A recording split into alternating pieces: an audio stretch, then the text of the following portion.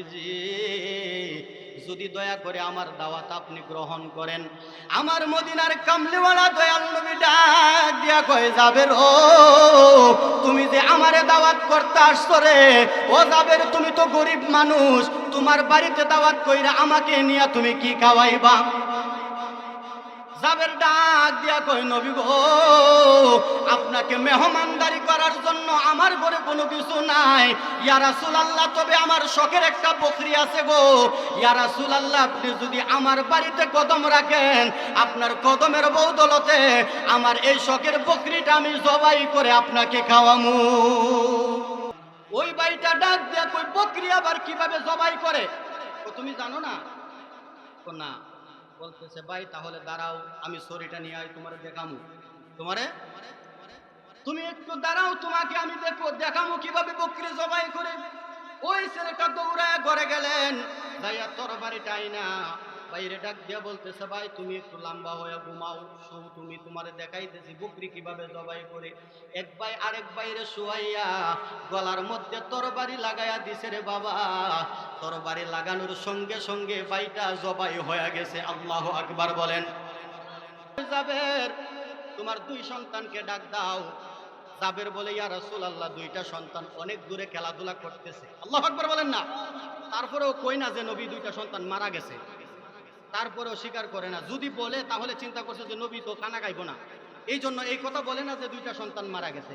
বলে ইয়া রাসূলুল্লাহ, নবী গো, আমার দুইটা সন্তান অনেক দূরে গেছে, খেলাধুলা করতেছে, তাদেরকে এখন ডাক দিয়ে কি করবো? তারা আসবে না, খেলার মধ্যে মুগ্ধ।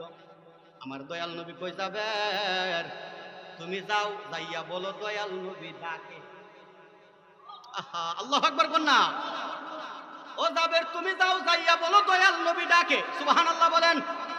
জাবের তো মনে মনে কান্দে, হাই রে, দুইটা সন্তান তো মারা গেছে, তাদেরকে আমি কি বলবো? তাদেরকে ডাক দিলেই বা তারা শুনবে কি? কথা বলেন ঠিক কিনা? জাবেরের বিবি পর্দার আড়াল থেকে ডাক দিয়া কই স্বামী গো, দয়াল নবী যেহেতু বলছে গো ডাক দেওয়ার জন্য, আপনি যাইয়া ডাক দেন।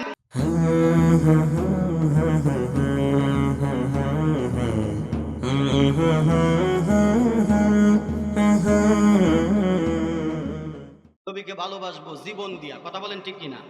ওরে মা বাবা আত্মীয় স্বজন স্ত্রী পুত্র সন্তানগণ সবার চাইতে নবীজি আপন, ঠিক কিনা? ওরে মা বাবা আত্মীয় স্বজন স্ত্রী পুত্র সন্তানগণ সবার চাইতে আমার নবীজি আপন। ওরে জানের চাইতে নবীজিকে অধিক ভালো না বাসিলে, হাদিসে কই তাহারি মান নাই রে মুমিন ভাই, বড় দুরুদ নবী মুস্তাফায়। কথা বলেন ঠিক কিনা? বাজানো, আপনি আমাকে আমার আল্লাহ এমন একজন নবীর উম্মত বানায়া পাঠাইছে বাজান রে, ওই নবীর উম্মত হওয়ার জন্য আল্লাহর অসংখ্য অগণিত নবী রাসূলরা আল্লাহর দরবারে ফরিয়াদ করছে। একবার চিন্তা করবেন, আপনি আল্লাহর দরবারে দরখাস্ত করা লাগে নাই, ফরিয়াদ করা লাগে নাই। আমার আল্লাহ বিনা দরখাস্তে বিনা ফরিয়াদে ওই নবীর উম্মত বানাইছে। তাহলে আমরার কপাল কি ভালো নাকি খারাপ? আরো জোরে বলেন না, ভালো না খারাপ? ওই নবীর উম্মত হইয়া কিছু ভাইয়ের আছে আমার নবীর শানে গুস্তাকি করে, আমার নবীর শানে বিয়াদবি করে রে বাজান। একবারও চিন্তা করলা না, ওই নবীর মিল্লাতেই কিন্তু তুমি কবরে যেতে হবে, ঠিক কিনা বলেন? আরো জোরে বলেন না, ঠিক কিনা? যারা নবীর সাথে গুস্তাকি করে দুশ্মনী করে তাদেরকে জিজ্ঞেস করবেন, যদি তুমি দুনিয়া থেকে বিদায় হইয়া যাও, তুমি যদি মারা যাও, তুমি কবরের মধ্যে যখন তোমার লাশটা রাখা হবে কি বলে রাখা হবে? সে কিন্তু বলবে বিসমিল্লাহি ওয়া আলা মিল্লাতি রাসূলিল্লাহ। কথা কন না কেন? নাকি বিসমিল্লাহি ওয়া আলা মিল্লাতি ইল্লাল্লাহ কইবনি? ইল্লাল্লাহ কইবনি?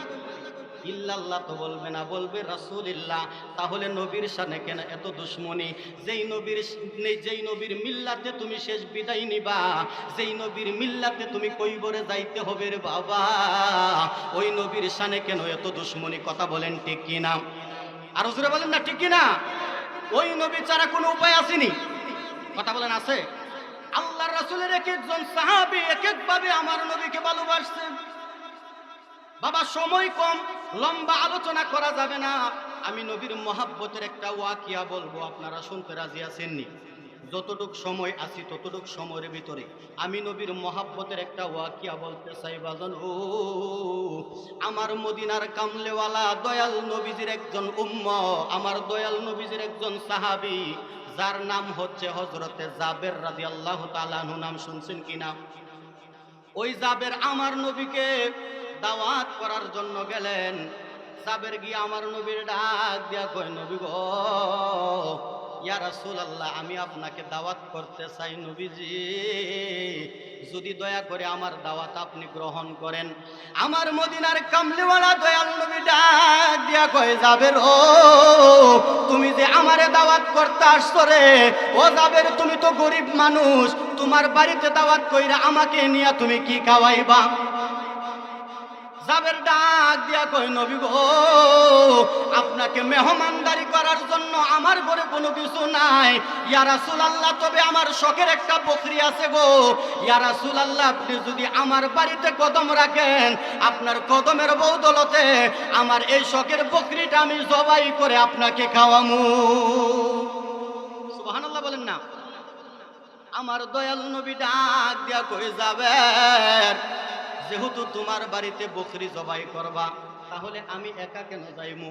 আমি একা যাবো না, আমি একটা কাফেলা নিয়া যাবো। সুবহানাল্লাহ বলেন। আমি কয়েকজন সাহাবী নিয়া একটা কাফেলা নিয়া তোমার বাড়িতে যাবো। জাবের বলে, মারহাবা মারহাবা ইয়া রাসূলুল্লাহ, মারহাবা। নবী গো, আপনি আমার দাওয়াত গ্রহণ করছেন, আমি ধন্য। নবী গো, এবার আপনি আমাকে বিদায় দেন, আমি বাড়িতে যাইয়া আমি সমস্ত কিছুর আয়োজন করি। হযরতে জাবের বিদায় নিয়ে বাড়িতে চলে গেলেন। জাবের বাড়িতে যাইয়া বিবিকে ডাক দিয়া কয়, বিবি গো, ও প্রাণের বিবি, আমার দয়াল নবীকে আমি দাওয়াত করে আসছি, আমাদের তো একটা শখের বকরি আছে, আসো এই বকরিটাকে আমরা জবাই করি নবীকে মেহমানদারি করানোর জন্য। হযরতে জাবেরের বিবিকে নিয়া একজন বকরির মধ্যে ধরলেন, আরেকজন জবাই করলেন, দুইজনে মিলে বকরিটা জবাই করছে। হযরত জাবেরের দুইটা সন্তান ছিল। কয়জন? কথা বলেন, কয়জন? দুইজন সন্তান ছিল। একটা সন্তান দাঁড়ায়া দাঁড়ায়া দেখতেছে বকরি কিভাবে জবাই করে, আরেকটা সন্তান এই মুহূর্তে ওই জায়গার মধ্যে উপস্থিত ছিল না। হযরতে জাবের যখন বকরিটাকে জবাই করলেন, জবাই কইরা বিবির হাতে দিয়ে চলে গেলেন, বিবি তুমি সুন্দর করে রান্না করো, আমি একটু আসতেছি। এই কথা বলে যখন বিদায় নিলেন, জাবেরের ওই সন্তানটা কিছুক্ষণ পরে আইসা এক ভাই আরেক ভাইকে জিজ্ঞেস করে, ভাইরে ভাই, আমাদের না একটা বকরি ছিল, বকরিটা তো কিছুক্ষণ ধরে আমরা দেখতে পারতেছি না, কারণ কি? বকরিটা কোথায় আছে? ছোট ভাইটা ডাক দিয়া কই, বাইরে আব্বা আম্মা দুইজনে মিলে বকরিটাকে জবাই করে ফেলছে। আল্লাহু আকবার বলেন। ওই ভাইটা ডাক দিয়া কই, বকরি আবার কিভাবে জবাই করে? তুমি জানো না? না। বলতেছে, ভাই তাহলে দাঁড়াও, আমি ছুরিটা নিয়ে আই, তোমারে দেখামু। তুমি একটু দাঁড়াও, তোমাকে আমি দেখামু কিভাবে বকরি জবাই করে। ওই ছেলেটা দৌড়ায় ঘরে গেলেন, যাইয়া তরবারিটা আইনা বাইরে ডাক দিয়া বলতেছে, ভাই তুমি একটু লম্বা হয়ে ঘুমাও, তুমি তোমারে দেখাইতেছি বকরি কিভাবে জবাই করে। এক ভাই আরেক বাইরে শুয়াইয়া গলার মধ্যে তরবারি লাগাইয়া দিছে রে বাবা। তরবারি লাগানোর সঙ্গে সঙ্গে ভাইটা জবাই হয়ে গেছে। আল্লাহু আকবার বলেন। জাবেরের বিবি দেখে হাউ মাউ করে কান্না শুরু করে দিলেন, কাঁদতেছে আর বলতেছে, বাবা করলে কি তোর ভাইকে তুই মেরে ফেললি। গলা দিয়া যখন রক্ত বাহির হইতে শুরু করলো, ওই রক্তগুলা দেখা ভাইটা বই পাইয়া একটা দৌড় মারছে, দৌড় দিয়া পাহাড়ের চূড়ায় গিয়া উঠছে। পাহাড়ের চূড়ায় গিয়া ওইটা দাঁড়াইতে পারে নাই রে বাবা, ওই পাহাড় থেকে নিচে পড়ে যাইয়া ওই সন্তানটাও ওই সময় মারা গেছে।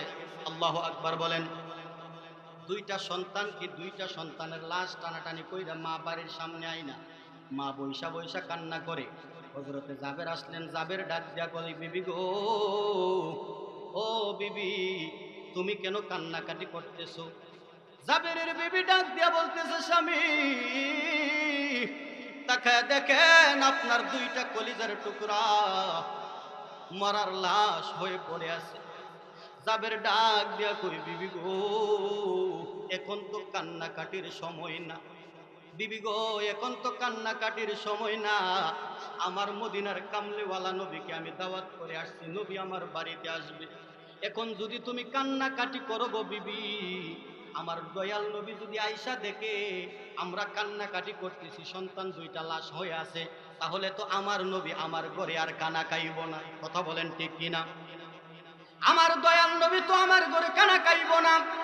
বিবি আল্লাহর দোহাই লাগে গো বিবি, এখন তুমি কান্নাকাটি করিও না। নবীকে মেহমানদারি শেষ হইলে যত পারো তত কান্না করিও। আল্লাহু আকবার বলেন। দেখেন আমার নবীর মহাব্বত কেমন। দুইটা সন্তান লাশ হয়ে পড়ে আছে, তারপরেও জাবের ডাক দিয়া কই বিবি গো, আমার দয়াল নবী আমার বাড়িতে আসবো গো বিবি, কান্নাকাটি করিস না গো বিবি, কান্নাকাটি করিস না। এই কান্নাকাটি দেখলে আমার নবী আমার ঘরে কানা খাইব না, কান্নাকাটি করার দরকার নাই। আল্লাহু আকবার বলেন। বিবিকে ডাক দিয়া কই বিবি, একটা বস্তার ব্যবস্থা করো। ওই বস্তার ব্যবস্থা করলেন, বস্তার ভিতরে দুইটা সন্তানকে বইরা ঘরের পিছনে ঘরের সাইডে রেখে দিয়ে আসলেন। আমার দয়াল নবীজি কিছুক্ষণের ভিতরে আগমন করলেন। আমার দয়াল নবীজি যখন বসলেন, নিচে সাটি বিছাইয়া দিছে সমস্ত সাহাবাই কারামদেরকে নিয়া। আমার আপনার দয়াল নবীজি বসলেন। বসার পরে যখন কানাফিনা সামনে এনে দিলেন, আমার দয়াল নবী ডাক দিয়া কই যাবের, ও যাবের, তোমার না দুইটা সন্তান আছে, তারা কোথায়? তাদেরকে রাইকা আমি নবী কেমনে কানা খাই? জোরে বলেন না সুবহানাল্লাহ। জাবেরকে ডাক দিয়া কই যাবের রে, তোমার তো দুইটা সন্তান আছে রে, তোমার এই দুইটা সন্তানকে রাইকা তো আমরা কানা খাইতে পারি না, তাদেরকে একটু ডাক দাও, তাদেরকে নিয়ে আমরা কানা খাইতে চাই। সুবহানাল্লাহ বলেন না। এই দুইটা সন্তান কই আছে, কি হয়েছে নবী জানেনি? জানার ক্ষমতা দিছে কে? আরো জোরে বলেন না, দিছে কে? অনেকেই কই আমার নবী নাকি জানে না। নাউজুবিল্লাহ বলেন। আমার নবী জানেনি? অসংখ্য সময়ের দরকার বাবা, ওই দিকে আমি যাচ্ছি না। অনেক উলামাই কেরামরা আছে, আমার দুই পাশে আমার দুই ভাই বসে গেছেন, আমি অল্প সময়ের ভিতরে ছেড়ে দিব। ওই দয়াল নবীজি মায়ার নবী রাহমাতাল লিল আলামিন ডাক দিয়া কই যাবের, তোমার দুই সন্তানকে ডাক দাও। জাবের বলে ইয়া রাসূলুল্লাহ, দুইটা সন্তান অনেক দূরে খেলাধুলা করতেছে। আল্লাহু আকবার বলেন না। তারপরেও কই না যে নবী দুইটা সন্তান মারা গেছে, তারপরেও স্বীকার করে না। যদি বলে তাহলে চিন্তা করছে যে নবী তো কানা গাইব না, এই জন্য এই কথা বলে না যে দুইটা সন্তান মারা গেছে। বলে ইয়া রাসূলুল্লাহ, নবী গো, আমার দুইটা সন্তান অনেক দূরে গেছে, খেলাধুলা করতেছে, তাদেরকে এখন ডাক দিয়ে কি করবো, তারা আসবে না, খেলার মধ্যে মুগ্ধ। আমার দয়াল নবী কই যাবের, তুমি যাও, যাইয়া বলো দয়াল নবী ডাকে। আহা, আল্লাহু আকবার বল না। ও জাবের, তুমি যাও, যাইয়া বলো দয়াল নবী ডাকে। সুবহানাল্লাহ বলেন। জাবের তো মনে মনে কান্দে, হাই রে, দুইটা সন্তান তো মারা গেছে, তাদেরকে আমি কি বলবো, তাদেরকে ডাক দিলেই বা তারা শুনবে কি? কথা বলেন ঠিক কিনা?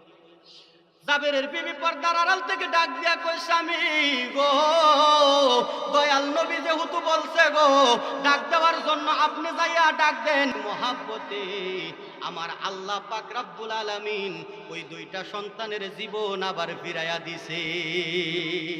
আমার নবী নূরের নবী, মাটির নবী না, বলেন না আমার নবী নূরের নবী, মাটির নবী না, না না না, নবী মাটির নবী না, বলেন না, না না না, নবী মাটির নবী না। ওই নবীকে মাটির বললে ঈমান থাকবে না, ঠিক কিনা বলেন? ওই নবীকে মাটির বললে ঈমান থাকবে না, না না না, নবী মাটির নবী না। আমার নবী যাই মেরাজে, আর কেহ যাই নাই, 27 বছর কথা বলেন আল্লাহর সাথে ভাই। আল্লাহু আকবার বলে। আমার নবী যাই মেরাজে, আর কেউ যাই নাই, আল্লাহর সাথে কথা বলেন 87 বছর ভাই পাশাপাশি বসলো দুজন, সামনাসামনি বসলো দুজন, প্রেমের নিশানায়। সুবহানাল্লাহ বলেন না। ওরে পাশাপাশি বসলো দুজন, সামনাসামনি বসলো দুজন, প্রেমের নিশানায়। না না না নবী মাটির নবী না, বলেন না না না না নবী মাটির নবী না। ওই নবীকে মাটির বললে ঈমান থাকবে না, কথা বলেন ঠিক কিনা? ওরে আমি তুমি দোষে গুণে, নবীর তো দোষ নাই, ঠিক কিনা বলেন? ওরে আমি তুমি দোষে গুণে, নবীর তো দোষ নাই। যারা হইছে আল্লাহর নবী তাদের গুনাহ নাই, ঠিক কিনা বলেন? কিন্তু এখন কিছু মানুষ রূপী জানোয়ার, খবিস মৌলবী কিছু আছে, তারা বলে হাসরের ময়দানে আমার নবী মিজানের সামনে ফেল ফেল করে দাঁড়ায়া থাকবো, আমার নবীর নেক বেশি নাকি গুনাহ বেশি? নাউজুবিল্লাহ কইতেন না বাবা? কেউ আমার নবীর কি কোনো গুনাহ আছে? আল্লাহ কয় আল আম্বিয়া ও মাসুমুন, সমস্ত নবীরা নিষ্পাপ, কথা বলেন ঠিক কিনা? কোন নবীর কোনো গুনাহ আছে? বলেন না। আমি তুমি দোষে গুণে, নবীর তো দোষ নাই। যারা হইছে আল্লাহর নবী তাদের গুনাহ নাই। নবীদেরও নবী যিনি আছেন মদিনায়, ঠিক কিনা? নবীদেরও নবী তিনি আছেন মদিনা। না না না নবী মাটির নবী না। মারহাবা বলেন। আল্লাহ পাক রব্বুল আলামিন আপনি আমাকে সকলকে দয়াল নবী নূরের নবীজির শান ও মান সঠিকভাবে বুঝার তৌফিক দান করুক। সাহাবায়ে কেরামরা যেইভাবে আমার নবীকে জান প্রাণ দিয়ে ভালোবাসতে, আমরাও যেন জান প্রাণ দিয়ে দয়াল নবীকে ভালোবাসতে পারি, দয়াল নবীজির মহব্বত যেন অন্তরে ধারণ করতে পারি। আল্লাহ পাক রব্বুল আলামিন দয়াল নবীজির প্রেমিক হিসাবে আমরা সকলকে কবুল করুক। আজকের মাহফিলকে আল্লাহ কবুল করুক। সকলের কাছে দোয়ার প্রার্থী হয়ে আমি বিদায় নিচ্ছি। ওমা আলাইনা ইল্লাল বালাগ। আসসালামু আলাইকুম ওয়া রাহমাতুল্লাহি ওয়া বারাকাতুহু।